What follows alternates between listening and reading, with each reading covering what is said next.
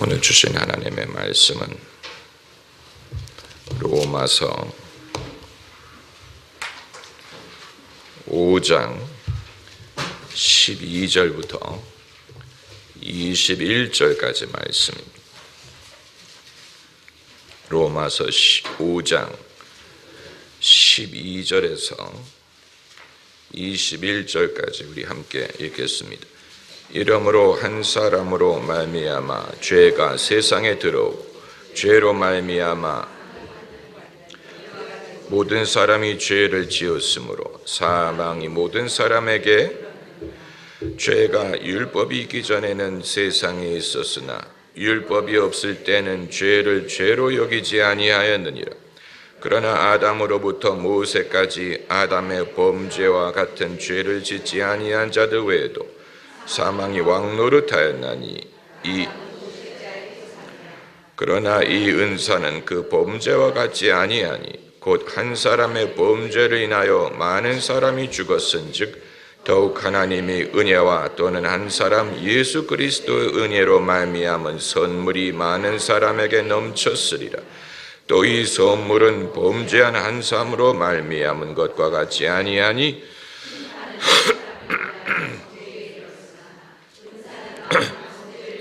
의롭다 하심에 이르름이라. 한 사람의 범죄를 인하여 사망이 그 한 사람으로 말미암아 왕노릇하였은즉 더욱 은혜와 왕의 선물을 덮지 한 분 예수 그리스도로 말미암아 왕노릇하리로다. 그런즉 한 범죄로 많은 사람이 정죄에 이른 것 같이 의의 한 행동으로 말미암아 많은 사람이 의롭다 하심을 생명에 이르렀느니라. 한 사람의 순종치 아니함으로 많은 사람이 의인이 된 것 같이 한 사람의 순종하심으로 많은 사람이 의인이 되리라. 율법이 가입한 것은 범죄를 더하게 하려 함이라. 그러나 죄가 더한 곳에 은혜가 더욱 넘쳤나니 이는 죄가 사망 안에서 왕노릇한 것 같이 은혜도 또한 의로 말미암아 왕노릇하여 우리 주 예수 그리스도로 말미암아 영생에 이르게 하려 함이니라. 아멘.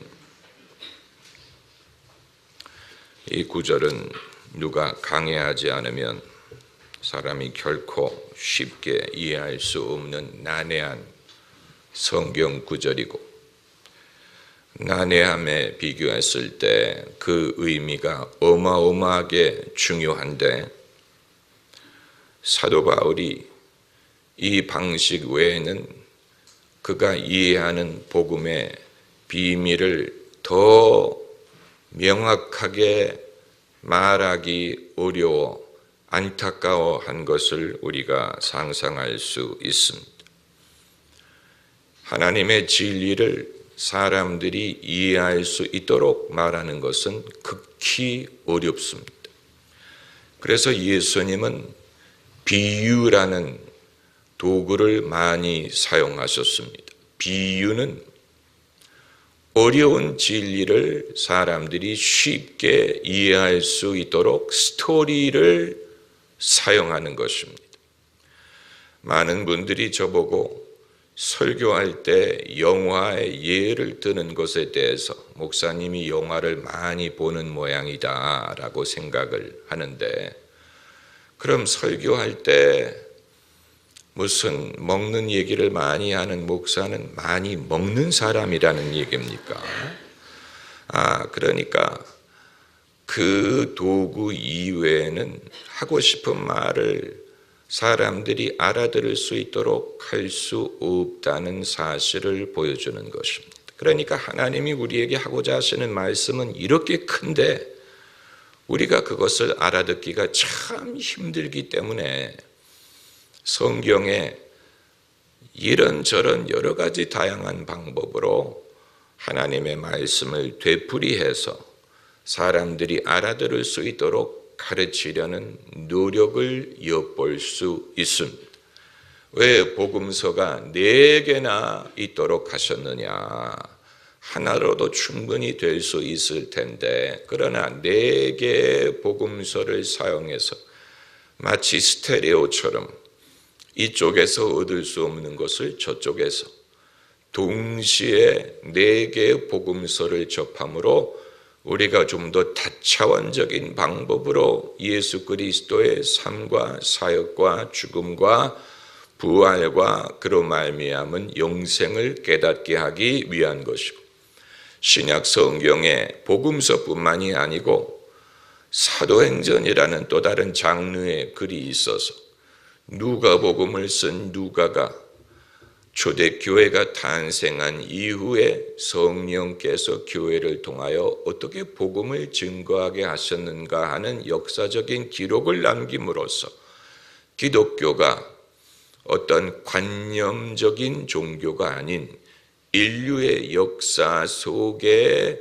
펼쳐나가는 하나님의 진리와 교회의 사역을 역사적인 증거를 통해서 말을 하고 있고, 그리고 사도 바울, 또 야고보, 베드로 이런 이 사도들을 통하여 그들이 편지를 쓰게 함으로써 편지도 관념적인 그런 글이 아니고 어떤 수기가 아니고 시가 아니고 예언을 묶어둔 글이 아니고 실제로 존재하는 사람들과 교회에 쓴 서신으로서 그들의 사정에 맞추어서 하나님이 이들에게 신앙을 어떤 식으로 가르치고 어떤 식으로 신앙을 실천할 것인가에 대한 구체적인 당부를 담게 함으로써 우리가 오늘날 서신들을 읽을 때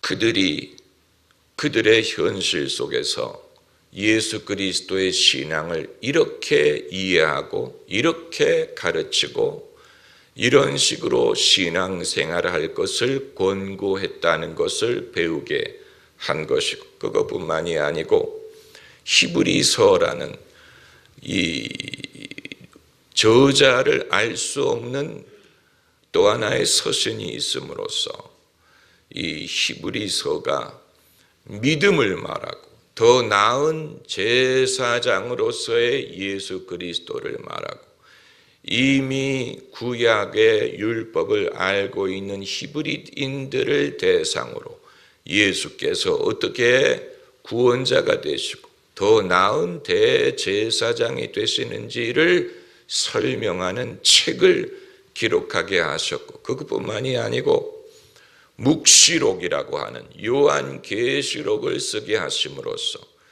요한계시록은 이 세상에 있는 교회가 얼마나 영적인 투쟁을 하고 또 얼마나 많은 시련을 겪어야 되고 이 복음을 인하여 얼마나 많은 원수의 공격과 시험이 있고, 그리고 마침내 예수 그리스도와 믿음이 승리하게 될 것을 예언하게 하셨습니다. 그러니까 하나님이 신약 성경을 우리에게 주신 것은 참으로 신비한 일이고 귀중한 일이고, 우리가 이 나무만 보지 말고 숲을 볼 수 있어야 이 모든 책을 통하여 하나님이 우리에게 당신의 진리를 어떤 식으로 전개해 나가셨는가를 볼 수가 있는 것입니다.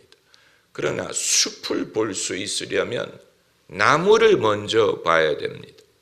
성경이 그 전체적인 맥락으로 우리에게 어떤 말씀을 하고자 하시는지를 알려면 개별적인 성경을 읽고 익숙해져야 되고, 그리고 나서 그 전체를 볼 수 있는 안목을 갖게 되는데, 여러분 2000년 전에 기록된 신약 성경과 구약 성경이 정확하게 언제 기록됐는지 그 숫자를 댈 수는 없지만, 왜냐하면 구약에 여러 책들이 있기 때문에 한꺼번에 쓰여진 것이 아니니까 구약이 적어도 3000년, 3500년 전에 기록됐다고 본다면 그 사건이 그때 일어난 건 아니에요.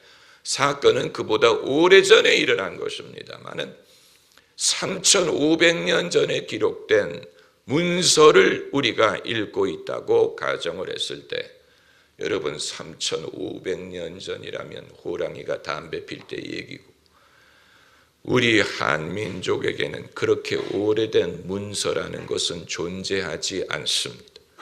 중국 같은 고대 문명에도 3,500년 전에 기록된 문서를 지금 사람들이 이처럼 책으로 만들어서 들고 다니면서 매일 읽고 가르치는 책을 찾기가 어렵습니다.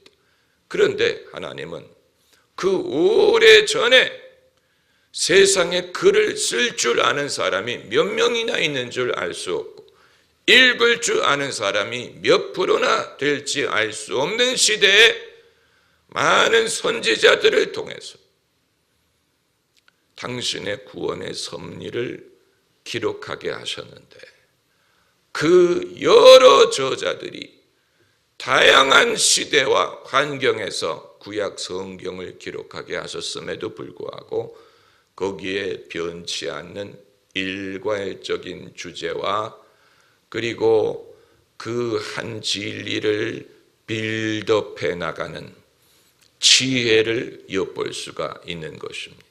다시 말하면 그 글들이 서로 상충되지 않고 서로 엇갈리지 않고 한 가지 주제를 줄기차게 발전시켜 나가는 것을 볼 때, 여러분, 이것은 성령으로 말미암지 않고는 어느 누가 모의를 해서 할 수 있는 일이 아닙니다.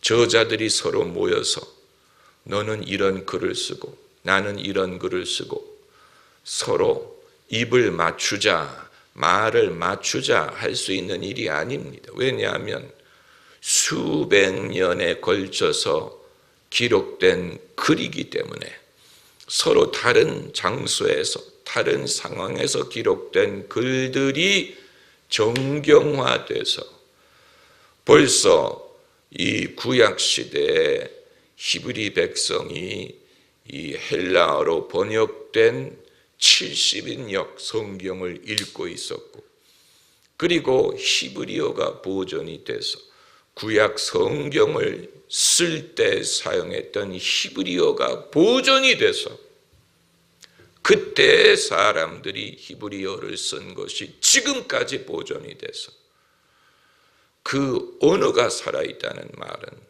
이건 대단한 일이, 그 당시의 언어가 지금까지 보존이 되고, 그래서 그때 썼던 글을 마치 어제 쓴 글처럼 우리가 읽고 이해할 수 있다는 사실은 이건 대단한 일이고 유례가 없는 일이고, 세상에 어느 누구도 그런 식의 문학 작품을 써본 적이 없습니다. 과거 고대의 문학을 썼다고 하는 호모, 일리아드라든가 오디시우스라든가, 그게 이제 그 시대가 성경만큼 오래전으로 거슬러 올라가는 것인데, 또 그 이후에 소크라테스, 플라톤, 또 아리스토텔레스의 철학을 헬라어로 기록을 했지만 훨씬 이후의 일이지. 그러나 하나님이 인류에게 주시는 계시의 말씀으로서 그렇게 일괄적이고, 그리고 그 서로 맞물려서 발전하는 그런 문학은 이 세상에 다른 예를 찾아볼 수가 없다는 것입니다. 없어요. 신학자들이 모세 율법은 함무라비 법전을 따온 것이라느니 무슨 어디에서 뭐를 영향을 받았다느니라고 말을 하지만, 그건 마치 무엇과 같으냐면 대한민국이 옛날에 집을 지을 때 석가래가 있었는데 중국에서 발굴된 옛날의 집에도 석가래가 있는 것을 보니까 아하, 한민족이 중국의 석가래를 흉내냈구나, 이렇게 말하는 것과 마찬가지. 석가래라는 것은 집을 지으려고 하면 당연히 기둥이 있어야 되겠구나. 모든 사람이 생각할 수 있는 것이지. 마치 그게 누가 알려주지 않으면 배울 수 없는 것이 돼가지고, 한국에 석가래가 있는 걸 보니까 중국에 있는 석가래를 본받은 것이다 라고 말하는 것과 마찬가지죠. 그럼 모세 율법이 함무라비 법전에 영향을 받은 것이라면 왜 함무라비 법전은 구약 성경처럼 10계명에서 끝나지 않고 모세의 여러 가지 다양한 율법과 규례와 또 여호와 하나님을 섬기고 사랑해야 될 말씀과 신명기라든가 그 말씀을 쫓은 민족의 역사가 함무라비 법전 이후에 나오지 않느냐는 것입니다. 그렇다면 모세의 율법이 함무라비 법전을 흉내냈다고 말할 수 있는 것이 아닌 것입니다. 내용상으로 무슨 노예를 풀어주라든가 무슨 뭘 하지 말라든가 내용상으로 비슷한 것이 있을 수 있는 것이지. 그럼 우리 부모님이 남의 거 훔치지 말라고 저를 가르쳤는데 다른 집에서도 그런 걸 가르친 걸 보니까 그 집에 가서 배워온 겁니까? 그 집에 영향을 받은 것입니까? 남의 것을 훔치지 않는 것은 당연한 이치요. 누구든지 생각할 수 있는 법도지. 내용이 같다고 누구 것을 베꼈다고 말하는 사람은 사람이 스스로 옳은 것을 분별할 수 없다는 가정을 하는 것밖에는 되지 않는 것입니다. 여러분, 이처럼 제대로 된 비평을 하려면 남보다 더 많이 공부하고 더 깊이 생각하고 묵상을 하지 않으면 안 됩니다. 그냥 관념적으로 어디서 책 한 권 떼칸이 읽어놓고 누가 말하기를 불투만이 말하기를 몰투만이 말하기를 무슨 만이 말하기를 뭐라고 했어. 그 만을 수많은 만들을 읽어보고 그들보다 더 깊이 성경을 생각을 해봐야 됩니다. 그리고 우리가 제대로 된 비평을 할 수가 있는 것입니다. 저희 교회에 그 초기에 나오셨던 집사님 한 분이 이제 교직에서 은퇴를 하시고 뭔가를 해야 되는데 주님을 위해서 섬기겠다라는 취지로 신대원에 들어가셨어요. 제가 말리고 싶은 마음이 굴뚝 것 같았으나 어떻게 신학교를 가겠다는 것을 말립니까? 그런데 그분이 신학교를 다니면서 어느 날 저희 교회 예배를 와서는 이전에 하지 않던 일을 했어요. 저의 설교에 대해서 신학적인 평가를 하기 시작합니다. 그래서 제가 말은 하지 않았지만 신학책 몇 권을 읽었다고 본인이 이제는 설교에 대해서 이렇다 저렇다 말할 수 있다고 생각을 하는 것이 좀 적절하지 않다. 이분이 괜히 머리만 커졌다. 신앙은 커지지 않은 것 같은데 괜히 겉멋이 들릴 것 같다고 생각을 했어요. 만약에 사람이 신학교에 가서 몇 가지 강의를 듣고 변화한 것이 겉멋이 들리는 것뿐이라면 그 사람은 잘못 다니는 것입니다. 그건 올바른 배움이 아니고 본인의 신앙에 유익이 되지 않고 본인이 신학교에서 뭐를 공부했는지는 알 수 없지만 그런 식으로 신학교에 적을 두었다는 이유만으로 나에게 별안간 신학적인 어떤 관점과 안목이 생긴다고 생각할 수 없습니다. 그건 수십 년 동안 성경을 읽고 연구하고 생각하고 인간의 현실에 적용하고 하나님이 왜 이렇게 하셨고 하나님의 섭리가 어디에 있는가를 생각해도 깨달을까 말까 한 것이지. 그러니까 제가 여러분에게 말씀드리는 것은 우리에게 전달된 이 성경의 증거를 우리가 가볍게 여길 수 없다는 것입니다. 굉장히 위대한 문건을 우리가 갖고 있는 것입니다. 굉장히 위대한 문건.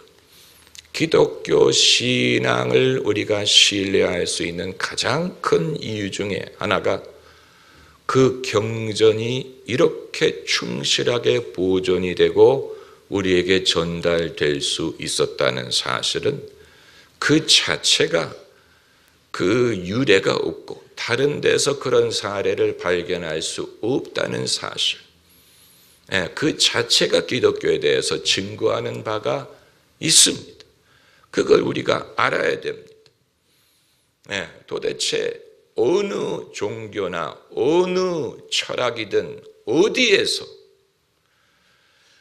불교에서 불경을 기록하기 시작한 시점은 석가모니가 죽은 후 수백 년이 지난 후에 비로소 글로 옮기기 시작했다는 사실을 아십니까? 수백 년. 그러니까 본인의 가르침을 들은 사람에 의한 것이 아니었어요. 수백 년이 지난 후에 사람들이 그걸 글로 옮겨 볼까 해가지고 기록하기 시작한 게 불경이. 또 그것뿐만이 아니 이 이슬람의 코란도 모하멧이 그것을 직접 썼다고 주장하지만 모하멧은 글을 읽을 줄 모르고 쓰지 못하는 사람이었는데 그럼 그걸 누가 썼느냐? 누가 썼는지를 알 수 있는 동시대 자료들을 그들이 다 폐기 처분했어요. 다 폐기 처분했어요. 그래서 이슬람에 대해서는 역사적인 연구를 하는 것이 거의 불가능해요.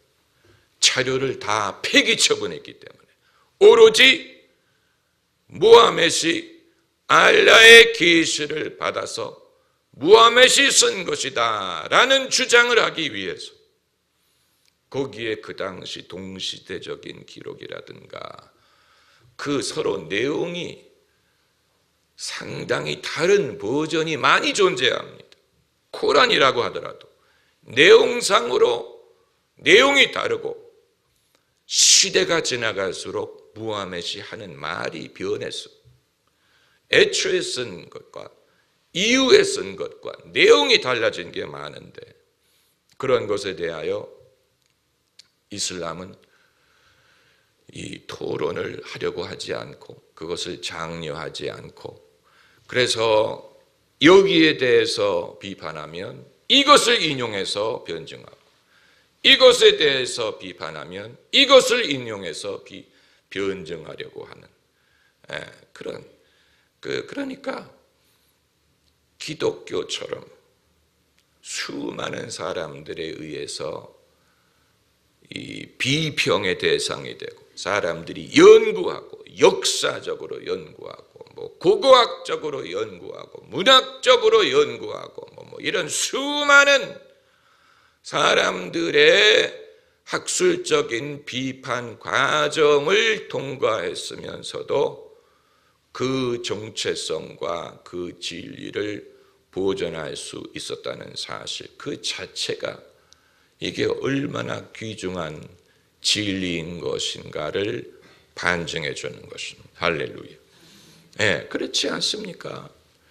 이 검증이라는 것, 검증. 오늘 이 말씀을 다 드릴 수는 없지만 오늘 본문이 말하고자 하는 것은 어떻게 예수님 한 분을 통해서 모든 사람이 의롭다함을 얻을 수가 있게 되었느냐 하는 것을 예수님을 아담과 비교해서 설명하는 글입니다. 아담이 구약 성경에 창세기 2장과 3장에 등장하지. 그리고 나서는 구약 성경이 아담에 대하여 더 이상 말하지 않고 침묵합니다. 아담이 선악과를 먹었다는 것이 무슨 의미인지, 그래서 앞으로 인류가 어떻게 될 것인지 전혀 언급하지 않습니다. 신기할 정도. 창세기 3장 이후에 아브라함도 아담에 대해서 말하지 않고, 모세도 아담에 대해서 말하지 않고, 사무엘도 말하지 않고, 대선지서 조선서 다 아담의 타락의 의미에 대해서 말하지. 신기한 일이, 마치 소설 초반부에 중요한 인물이 등장을 했는데 더 이상 나오지 않는 것과 같은. 그런데 아담이 다시 언제 등장해서 아담에 대해서 언급을 하느냐? 바울 서신에 등장을 하는 거예요. 바울 서신.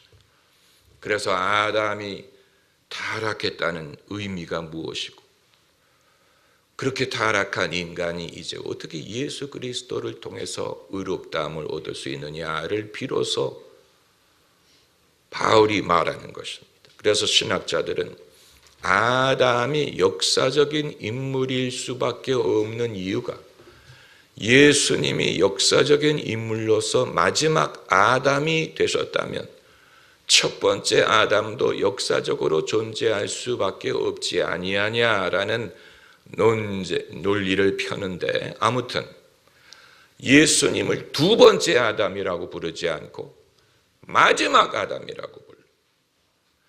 아담이란 말은 에돔이란 말에서 왔는데, 에돔이란 말은 진흙이란 뜻이고 붉은 흙, 불다라는 말에서 나왔어요. 그래서 아담이란 말은 진흙이란 뜻, 붉은 진흙. 하나님이 진흙을 이겨서 인간을 만드셨다고 해서 아담이라고 부른 것인데, 히브리어에서 그러므로 아담이란 말은 인간이란 뜻을 가지고 있습니다. 그렇다면 창세기 3장의 아담이 첫 번째 인간이라고 부른다면 예수님을 마지막 아담, 마지막 인간이라고 부르는 것은, 어떻게 보면 하나님은 이미 인류의 구속사를 완성하셨다고도 말할 수 있을 정도. 왜냐하면 마지막 아담입니다. 마지막 인간. 이후에는 더 이상 다른 인류를 구원할 다른 방법이 필요가 없는 예수님 안에서 완성된. 그래서 첫 번째 아담을 통하여 모든 사람이 범죄했다 그랬어요. 오늘 본문을 읽을 시간이었기 때문에 첫 번째 아담 안에서 모든 인간이 범죄했다. 그건 아담의 대표성을 말하는 것이죠. 아담이 모든 인류를 대표한. 불공평하지 않느냐라고 묻는 분들이 있을 거예요. 나는 아담이 나를 대표해 주기를 원하지 않았고, 내가 태어나기 전에 일어난 일인데 이제 와서 아담이 나를 대표해 줘서 내가 다 그 안에서 죽었다. 불공평하지 않느냐? 아담이 인간이라는 뜻이기 때문에 모든 사람은 자신의 죄에 대한 책임을 질 필요가 있습니다. 다만 첫 단추부터 잘못 꼈다는 얘기. 첫 단추부터 잘못 끼었어. 이제 이걸 어떻게 할 것이냐 하는 거. 잘못되었으니까 폐기할 것이냐. 하나님은 그렇게 하실 수가 없었어. 아담을 통해서 모든 인류가 타락을 했는데 그럼 인류를 폐기할 것이냐. 그렇게 할 수도 있지만 하나님은 그렇게 하기를 원치 않으시고, 그럼 어떻게 하느냐. 당신의 아들 예수 그리스도를 보내셔서 예수님이 마지막 아담이 되게 하셔서, 첫 번째 아담은 범죄했지만 마지막 아담은 의의 요구를 이루게 하심으로써 첫 번째 아담, 똑같은 말을 되풀이하죠. 사도 바울도 그런 것처럼. 첫 번째 아담을 통하여 모든 인류가 범죄했는데 마지막 아담을 통하여 그 다음 선택하는 언어가 중요하고 모든 인류라고 말하지 않았어요. 다만 많은 사람이라고 했어요. 만인 구원론을 말하는 게 아니. 마지막 아담을 통하여 모든 인류가 구원을 받게 하신 건 아니고 마지막 아담을 통하여 많은 사람, 15절에 많은 사람이 죽었은즉 그리스도의 은혜로 말미암은 선물이 많은 사람에게 넘쳤으리라. 그 차이를 이해하시겠지? 모든이라고 하지 않았어요. 많은이라고 했어요. 모든 것과 많음의 차이는 얼마 정도 될까? 그건 알 수 없어요. 자동적인 것은 아니라는 예수님이 마지막 아담으로 되심으로 자동적으로 인류가 구원을 받는 것은 아닌 거고 예수님에게 속해야 되죠. 그런데 이제 이 원리가 대표성의 원리가 이해하기가 어려워요. 그게 어떤 알 듯 모를 듯 이렇게 생각하면 됩니다. 대표성의 원리라는 것은 남자라는 존재를 미워하던 여자가 있었는데 자기에게 정말 진실하게 행하고 친절을 베풀어주는 한 남자를 만남으로 인해서 모든 남자를 용서하게 되었다. 충분히 그럴 수 있죠. 반대로 여자들을 여자들을 미워하던 남자가 있었는데 자기를 사랑해주고 아껴주는 한 여자를 통해서 모든 여자들을 용서하게 되었다라든가. 또 나는 미국인, 타인종이 싫었어. 그들이 나를 차별하고 싫었는데 정말 나에게 진실하게 대해주는 정말 좋은 미국인이나 백인 한 사람을 만남으로 그들 모두를 사랑할 수 있게 되는 예수님이 그런 역을 하신 거예요. 누구에게? 아버지 하나님에게. 아버지 하나님이 인류를 보실 때 아유 저런 미운 놈들 다 왼수들. 그런데 예수님 한 분이 하나님 마음에 들었기 때문에 예수님 한 분을 인하여 그 모든 인류를 받아주게 되신 것입니다. 그렇기 때문에 우리가 하나님과 승부를 보려고 할 때는 누구를 보내야 됩니까? 예수님을 보내야. 예수님 나 대신 예수님이 가셔서 하나님 아버지 앞에서 승부를 하게 하셔요. 내가 가면 하나님은 퇴짜 넣을 거예요. 그런데 예수님이 가시면 하나님이 받아주시고 들어주시는 그 원리로 우리가 예수님의 이름으로 기도하는 거죠.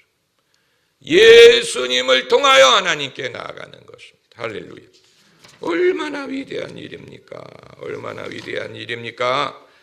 마이클 더글라스와 캐틀린 터너가 나온 로맨싱 더 스톤이라는 80년대 영화가 있었어요. 그 영화를 보면 이 두 사람이 이제 콜롬비아의 정글에 비행기가 추락을 해서 아는 사람은 하나도 없는데 이제 도움을 청해야 되는 입장이 됐습니다. 어느 동네에 이르렀는데 사람들이 전부 다 험상궂게 생겼고 이 백인 남자와 여자가 나타나니까 적대시하고 경계하고 그래서 이제 이 사람들이 어느 큰 집에 문을 두드려가지고 포바파보르 전화를 좀 쓰게 해달라고 그랬더니 안 된다고 딱 문을 닫는 거예요. 그런데 이제 사납게 생긴 남자들이 이제 이 사람들한테 점점 다 가까이 다가오는 거예요. 그래서 마이클 더글라스가 이 캐틀린 터너 보고 캐틀린 터너의 이름이 조앤 와일더 조앤 와일더 이제 어떻게 할 거야? 그랬더니 조금 전에 문을 닫았던 집주인이 이 남아메리카에는 대문이 문이 착 열어요. 조앤 와일더? 소설가 조앤 와일더? 나는 조앤 와일더 당신의 팬이라고. 당신이 읽은 소설은 내가 다 읽었다고. 그래가지고 동네 사람들이 이 여자가 내가 너희들에게 밤마다 읽어준 그 소설을 쓴 조앤 와일더다. 그랬더니 사람들이 좋아하고 환대를 하고, 이 여자를 무시했던 마이클 더글러스는 완전히 꽂아놓은 보리짝처럼 이제 뭘 할 거야? 조앤 와일더? 그랬는데 조앤 와일더 덕분에 이 사람들이 이 정글의 동네에서 환대를 받게 됐다는 얘기. 예. 그러니까 이게 이제 얼마나 적절한 비유인지는 알 수가 없지만 적어도 여러분이 그리스도께서 우리에게 이러한 존재가 되신다는 거예요. 누구에게? 아버지 하나님에게. 그래서 예수? 내 아들 예수? 네가 내 아들 예수를 알아? 네가 내 아들 예수를 믿어? 그러면 우리를 볼 수 있는 하나님의 입장이 달라지는 거예요. 우리를 환대하는 거예요. 우리가 위대해서 그런 게 아니에요. 예수님을 사랑하시기 때문에, 예수님이 그만큼 특별하시기 때문에, 예수님이 인간을 대표하신다면, 우리를 대표하신다면, 그게 바로 예수님 안에서 우리가 의롭다함을 얻는 원리가 되는 것입니다. 할렐루야. 기도하십시오.